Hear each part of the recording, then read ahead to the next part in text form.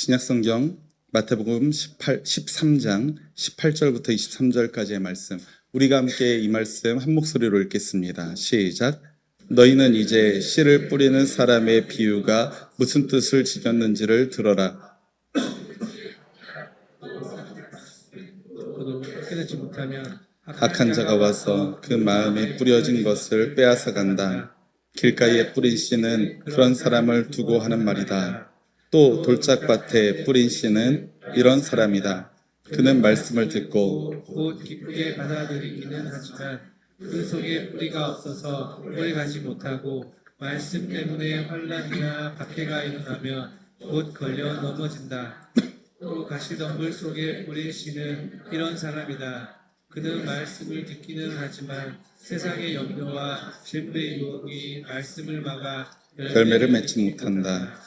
그런데 좋은 땅에 뿌린 씨는 말씀을 듣고서 깨닫는 사람을 두고 하는 말인데, 이 사람이야말로 열매를 맺되 100배 혹은 60배 혹은 30배의 결실을 낸다. 아멘. 아멘. 할렐루야. 오늘도 거룩한 주일에 우리 생명의 주관자이신 우리 하나님 앞에서 예배자의 모습으로 나오신 우리 초록교회 모든 신앙가족 여러분들과 또 함께 방문하신 여러분들에게 주님의 놀라운 축복과 은총이 늘 충만하기를 주님의 이름으로 축원합니다. 오늘도 주변에 있는 우리 신앙가족들, 또 주변에 있는 낯선 이들과도 함께 사랑과 축복을 한번 듬뿍 담아서 환대의 인사 함께 나누었으면 좋겠습니다. 당신 덕분에 행복합니다. 당신 덕분에 행복합니다. 집사님 덕분에, 권사님 덕분에 정말 행복합니다. 네. 오늘 우리가 읽은 마태복음 13장의 말씀, 오늘 교회력 성서일과의 말씀인데요. 이 마태복음 13장 이 장면을 한번 생각해 보십시오. 상상 한번 해보십시오. 예수님께서 바닷가를 거닐고 계십니다. 늘 그렇듯이 많은 사람들이 예수님을 따라서 그 바닷가로 나와왔어요. 예수님도 참 피곤하실 것 같습니다. 예수님은 자신을 따르는 그 사람들에게 무언가 메시지를 전하시고자 배에 올라가서 앉으십니다. 다른 사람들보다 자신의 위치를 조금 더 높게 잡아서 모두가 함께 예수님을 바라볼 수 있도록 그렇게 배려한 것이죠. 많은 사람들은 그대로 물가에서 예수님을 바라보고 있습니다. 이렇게 마태복음 13장의 이야기가 시작되는데요. 그리고 그 시작된 이야기가 우리가 너무나도 잘 알고 있는 그 이야기이죠. 이 이야기의 제목을 오늘 18절 본문에서는 씨를 뿌리는 사람의 비유라는 제목으로 우리에게 알려주고 있지만, 사실 제가 성경을 반대하는 건 아닌데요. 사실 이 모든 이야기를 듣고 그 내용을 미루어 보면 씨를 뿌리는 자의 비유라는 제목이 저에게는 조금 문맥이 안 맞습니다. 저는 오히려 씨를 뿌리는 자의 비유라기보다는 네 가지 종류의 땅의 비유, 네 가지 땅의 비유라는 제목이 더 적합하다고 생각을 해요. 왜냐하면 성도 여러분들도 잘 아시다시피 이 이야기는 씨를 뿌리는 농부가 그다지 중요하지 않습니다. 씨를 뿌리는 농부가 중심이 아니에요. 농부의 손에서 뿌려지는 씨도 중심이 아닙니다. 뭐가 중심입니까? 그 뿌려진 씨가 닿는 땅. 그 땅이 중심이 되어서 이야기가 펼쳐지기 때문에 그렇습니다. 마태복음 13장과 병행 본문이 복음서에서 있는데요. 누가복음 8장 11절을 보면 예수님께서는 이 이야기에서 한 가지 분명하게 밝히시는 부분이 있어요. 이런 말씀입니다. 그 비유의 뜻은 이러하다. 씨는 하나님의 말씀이다. 씨는 하나님의 말씀이다. 그래서 조금 여러분 오해하지 마십시오. 제가 극렬히 싫어하는, 또 요즘 한국 사회를 좀 먹어가는 이단 사이비 중에 신천지가 있는데요. 신천지가 성경 공부방을 막 만들어요. 그런데 여러분들이 어쩌다가 또 누군가의 꾀임에 빠져서 그런 신천지 성경 공부방에 가면 먼저 배우는 것 중에 하나가, 오해하지 말고 들으십시오, 씨밭나무새입니다. 씨밭 나무 새에 대한 비유 풀이를 해요. 거기에서 말하는 게 씨는 하나님의 말씀이야 라고 이야기를 해요. 맞죠? 이 누가복음 8장에 그렇게 분명히 말하고 있습니다. 그런데 성경에 나와 있는 모든 씨가 하나님의 말씀일까? 그것은 아닙니다. 이 비유에서 이 비유 한정으로 씨는 하나님의 말씀이라는 거예요. 이렇게 이단 사이비는 그런 방식으로 하나님의 말씀을 왜곡을 합니다. 그래서 짜집기를 하고 자신이 원하는 방식으로 논리 전개를 하는 거예요. 물론 거기에다 논리라는 단어를 붙이는 게 옳은지는 잘 모르겠습니다. 조미든 목사님이 지난번에 우리 교회에 오셔서 그런 말씀을 하셨죠. 그 이단 사이비는 말도 안 되는 내용을 당당하게 하는 그 태도가, 그 태도의 사람들은 신뢰를 보낸다라는 거예요. 어쨌든 씨는 하나님의 말씀. 분명히 이 비유에서만큼은 씨는 하나님의 말씀입니다. 그런데 이 네 가지 종류의 땅에 뿌려지는 씨는 하나님의 말씀인데 조금 더 구체적으로 말할 수도 있을 것 같아요. 오늘 본문 19절의 말씀을 보면 이렇게 말합니다. 하늘나라를 두고 하는 말씀. 하나님 나라라는 것, 하나님의 나라를 부르는 마태복음만의 고유한 표현이 바로 하늘나라, 천국이라고 제가 말씀드렸었죠. 그러니까 이 이야기에서 씨는 좀 더 구체적으로 보자면 하나님 나라 복음을 담은 주님의 말씀인 것입니다. 이 이야기에서 씨를 뿌리는 사람, 몇 사람일까요? 씨를 뿌린 사람은 몇 사람입니까? 한 사람이에요. 그리고 씨도 다 같은 씨입니다. 차별이 없고 분류되지 않습니다. 예수님께서 갈릴리 전역을 다니시면서 하나님 나라의 복음을 전하시는데 그 모습을 우리가 그리지 않을 수가 없습니다. 그런데 아무리 예수님께서 탁월하게 하나님의 나라의 복음을 사람들에게 전하셨음에도 불구하고 예수님의 말씀을 그들이 귀로는 다 들었지만 모두가 예수님을 따랐던 것은 아니잖아요. 그 모습을 여러분들 복음서에서 너무나도 잘 배우셨었죠. 누군가는 그 복음을 받아들이지 않았고요. 또 누군가는 예수님을 공격하기도 했습니다. 또 누군가는 예수님의 말씀을 듣긴 들었는데 그 말씀을 자기 마음대로 해석하는 사람들도 비일비재했었습니다. 그렇다면 이런 질문이 있어요. 왜 똑같은 사람이 똑같은 씨를 뿌렸는데 다른 결말을 가져오는 걸까? 예수님은 그 이유가 무엇이라고 말하고 있을까요? 땅의 차이라고 말하고 있는 것입니다. 먼저 뿌려진 씨가 덜어는 길가에 떨어집니다. 덜어는 길가. 함께 보면 19절의 말씀 읽겠습니다. 19절 시작. 누구든지 하늘나라를 두고 하는 말씀을 듣고도 깨닫지 못하면 악한 자가 와서 그 마음에 뿌려진 것을 빼앗아 간다. 길가에 뿌린 씨는 그런 사람을 두고 하는 말이다. 아멘. 우리 교회에도 산행을 좋아하시는 분들이 저를 포함해서 꽤 있는 걸로 알고 있고요. 산행을 싫어하시는 분도 유해근 사모님을 포함해서 꽤 계시는 걸로 제가 알고 있습니다. 근데 여러분들 용추 코스는 거의 다 가보셨죠? 무릉계 용추 폭포 코스를 한번 걷는다라고 생각해 보십시오. 하나의 길이 쭉 펼쳐져 있고 주변으로는 수많은 식물들이 무성합니다. 그런데 그 숲속의 꽃과 나무에서 갖가지 씨앗들이 온통 그 숲을 채울 때가 있어요. 그 철이 있습니다. 그 산행 길에도, 사람들이 다니는 길에도 그 씨앗은 동일하게 뿌려집니다. 그런데 아무리 숲이 우거져 있는 이 여름철, 그런 계절이라고 하더라도 사람들이 수도 없이 지나다니고 있는 그 길에는 꽃이나 나무가 자라나지 않잖아요. 그냥 흙바닥이잖아요. 그것은 이미 많은 사람들에게 밟혀진 그 땅이 딱딱해져 버린 겁니다. 이미 딱딱해져 버려서 씨가 뿌려져도 흙으로 들어갈 수가 없는 상황인 거예요. 저는 이것을 이렇게 봅니다. 따라해 볼까요? 굳게 닫힌 마음. 굳게 닫힌 마음. 비록 예배의 자리에서 하나님의 복음의 말씀을 귀로는 열심히 들어요. 말로도 열심히 고백합니다. 하지만 그 복음을 받아들일 마음은 전혀 없는 겁니다. 예배가, 하나의 요식행위가 되어버린 것이죠. 마치 예수님의 말씀을 유심히 듣긴 들었으나 또 열심히 공부하기도 했으나 그곳에서 트집을 잡아서 빌미를 찾으려 했었던 바리새인과 율법학자들과 같은 사람, 그렇게 굳게 닫힌 마음을 가진 사람, 이미 굳어져 버린 자기 생각, 자기 주장, 자기 경험만을 옳다고 여기면서 하나님의 말씀을 그저 판단하는 자리에 서 있는 그런 사람들, 이렇게 굳어져 버려서 복음의 씨앗이 파고들 수조차 없는 사람들에게는 악한 자가 와서, 새들이 와서 그 마음에 뿌려진 복음의 씨앗을 홀라당 빼앗아가 버린다라고 오늘 예수님은 주님의 비유로 우리에게 말씀하시고 계시는 겁니다.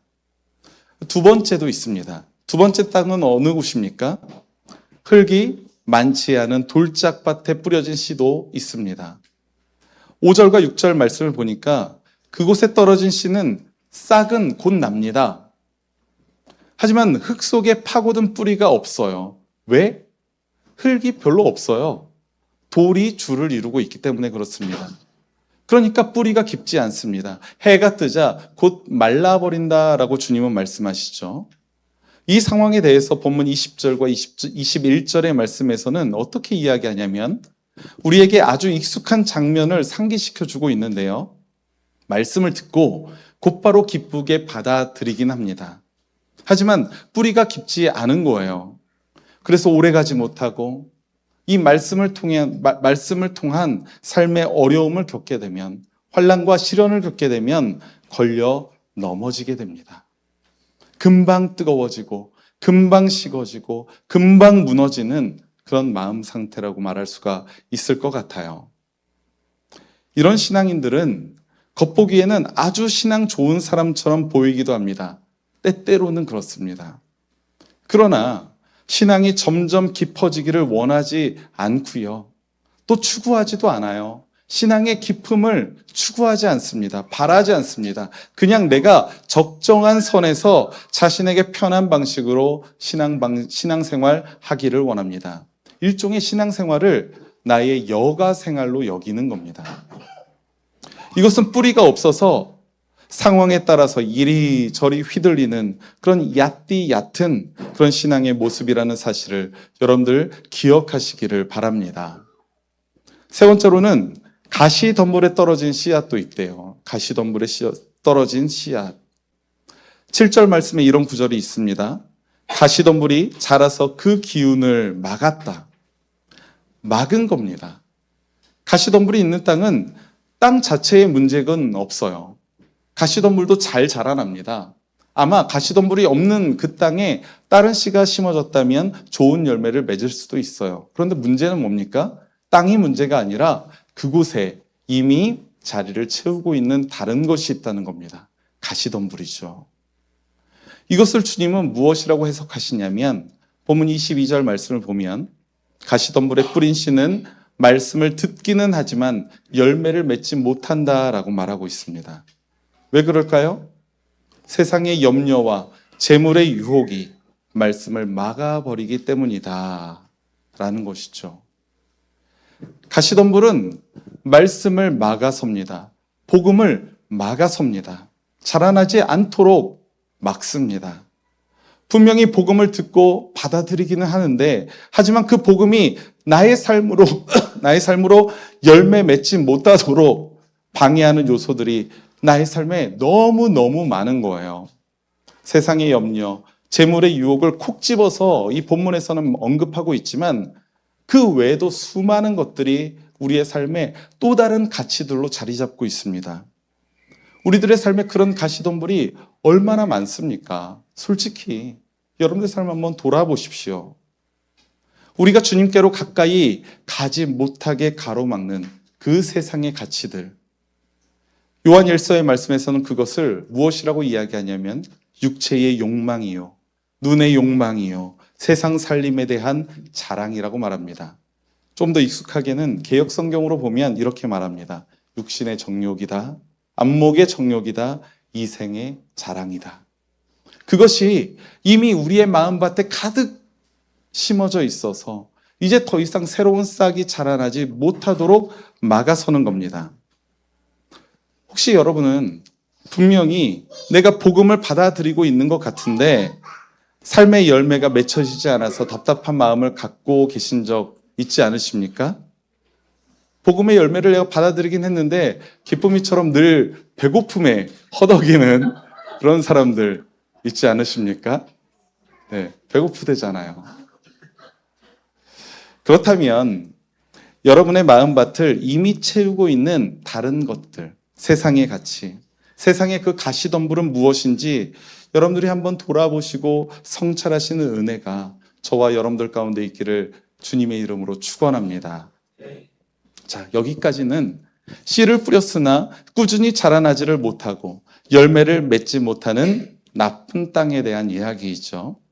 그런데 네 번째 땅은 완전히 다릅니다.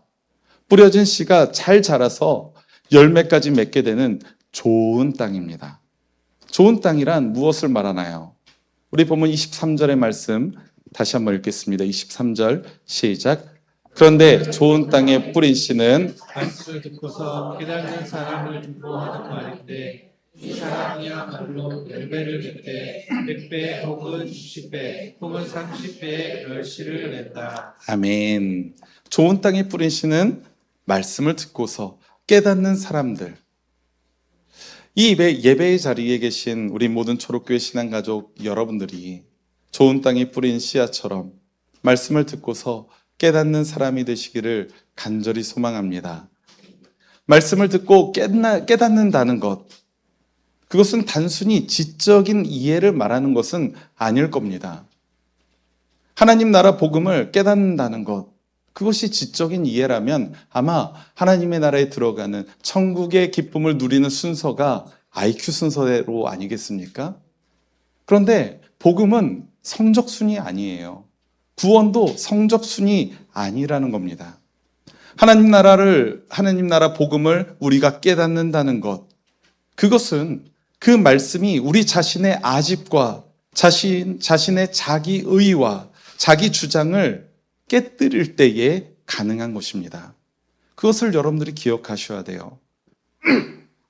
내 속 안에 이미 도사리고 있는 아집과 자기 의와 자기 생각, 자기 주장들이 깨뜨릴 때에 가능하다.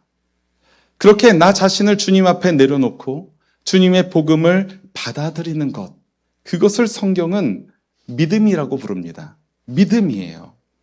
그러니까 말씀을 듣고서 깨닫는 사람은 달리 말해서 믿음의 사람입니다. 믿음의 사람. 히브리서 4장 2절 말씀을 함께 봅시다. 히브리서 4장 2절 함께 주보에도 있고요. 이 앞에도 있습니다. 함께 읽겠습니다. 시작. 그들이나 우리나 기쁜 소식을 들은 것은 마찬가지입니다. 그런데 들은 그 말씀이 그들에게는 아무런 이익이 되지 못하였습니다. 그들은 그 말씀을 듣고서도 그것을 믿음과 결합시키지 않았기 때문입니다. 아멘. 그 말씀이 그들에게 아무런 유익이 되지 못했는데 왜냐? 그 말씀을 듣고서도 그것을 우리의 믿음과 결합시키지 않았기 때문이다.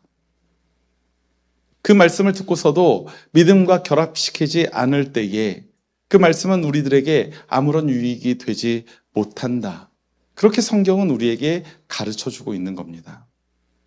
반대로 하나님 나라 복음이 우리의 믿음과 결합이 된다면 어떻습니까? 오늘 본문의 말씀에 따르면 100배, 60배, 30배의 그 놀라운 열매를 맺게 됩니다. 결실을 얻게 됩니다. 일반적인 농사에서 100배, 60배, 30배의 열매를 어떻게 얻습니까? 저 농촌 출신이에요. 충청남도 천안군 수신면 속창리 산 28번지 출신입니다. 저 이제 초등학교 때부터 이제 농번기에는 농사일에 투입되었던 사람입니다.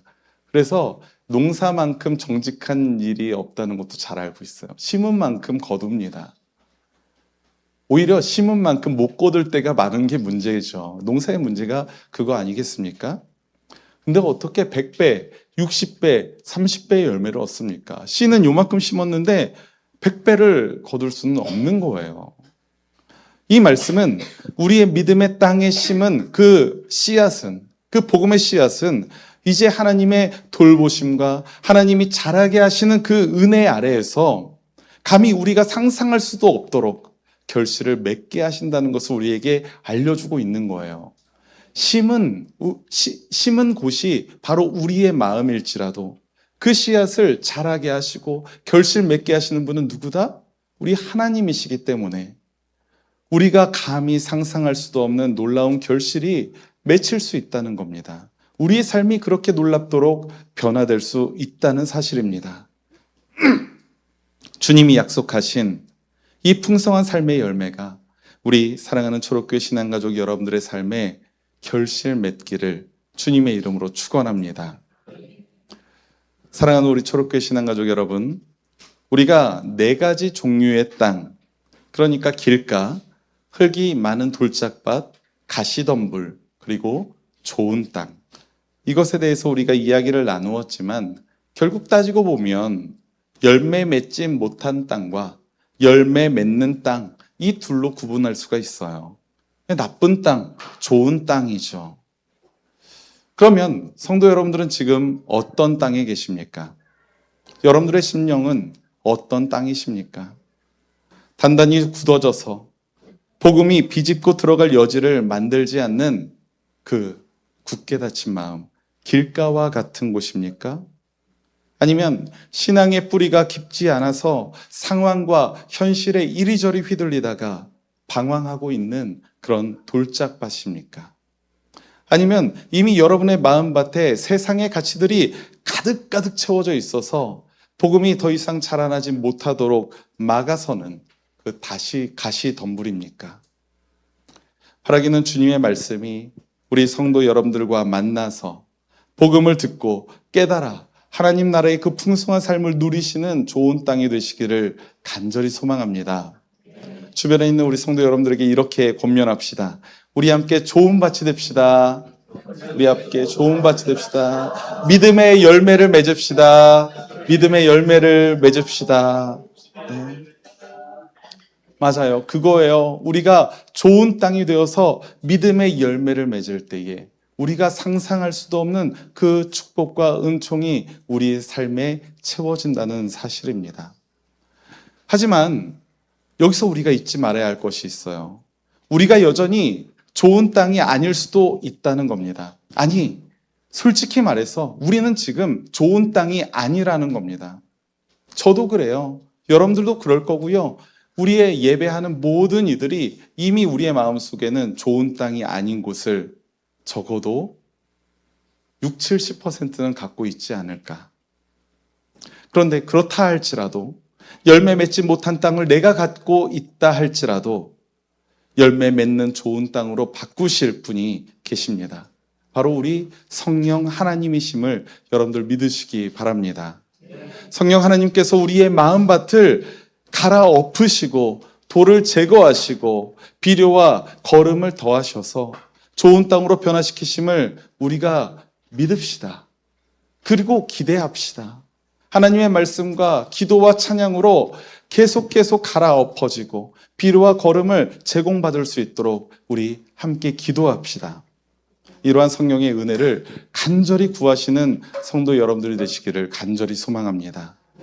주님의 말씀을 통해서 주님을 더욱 깊이 알아가는 것, 그래서 하나님 나라의 그 풍성한 열매를 우리의 삶으로 맺어가는 것, 거기에는 놀라운 은혜와 기쁨과 만족이 있음을 믿어요.